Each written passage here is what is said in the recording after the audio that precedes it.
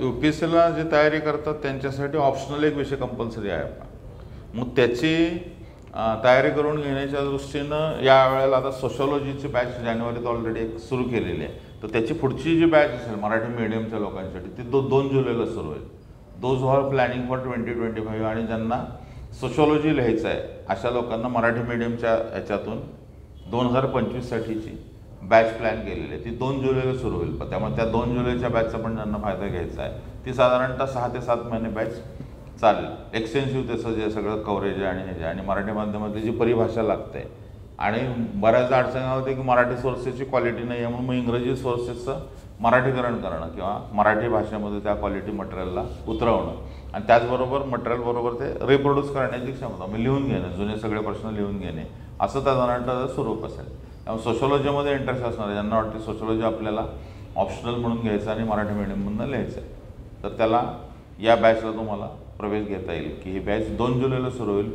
7 महिने तरी माझ्यामध्ये साधारणतः तो पिरियड लागेल. आठवड्यातले 3 दिवस त्याचं टीचिंग असेल आणि एखाद दिवस टेस्ट असेल जे आहे.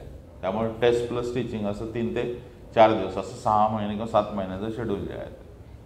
2025साठी सोशॉलॉजी ऑप्शनल समाजशास्त्राचा जो ऐच्छिक विषय आहे तो परत आता परत तेच आहे की UPSC बरोबर MPSCला पण आला पण MPSCच्या विद्यार्थ्यांना पण तो उपयोगी पडेल.